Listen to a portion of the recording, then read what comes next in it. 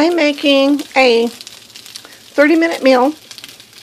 I have boiled potatoes ahead of time on the stove and put them in the refrigerator. They're great for fried potatoes, seasoned potatoes, potato salad, all kinds of things that you can do with them.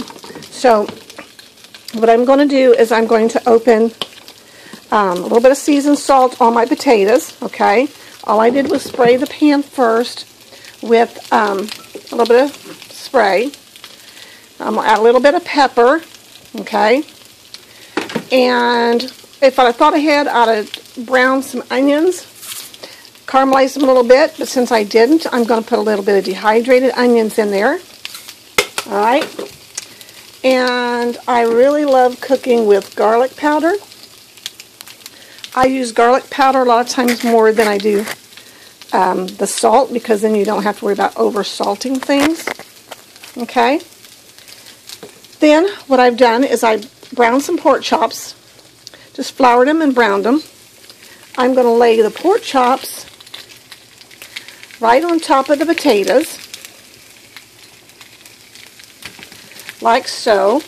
It took me maybe 5 minutes to flour and brown these pork chops, and a minute to slice up some potatoes. Okay? So, sorry about the shaky camera, but I'm doing all this while I'm holding my phone. Alright, now I'm going to turn it down to simmer, and I'm going to add a can of cream of mushroom soup and milk. Okay?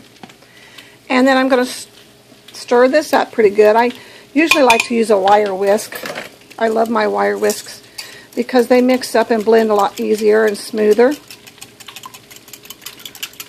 Meanwhile, my potatoes are browning on one side, just a little bit, as the pan slowly cools down to the simmer mode.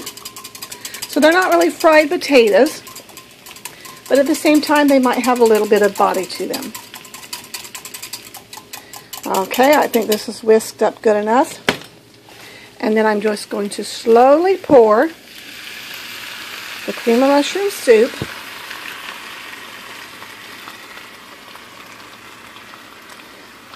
across the pan.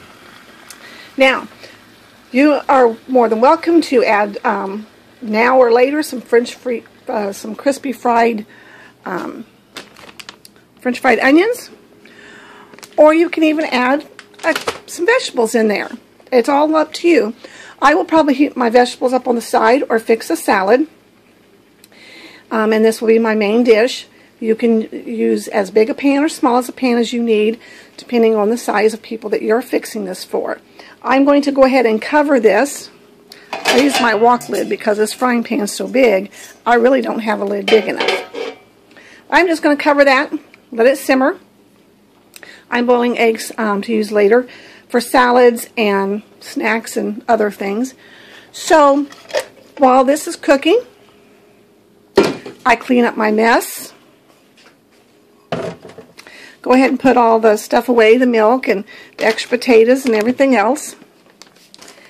And that way, when my dinner is done, the only thing I'm going to have to wash up will be the plates and the glasses that we use, or the silverware, while we're eating.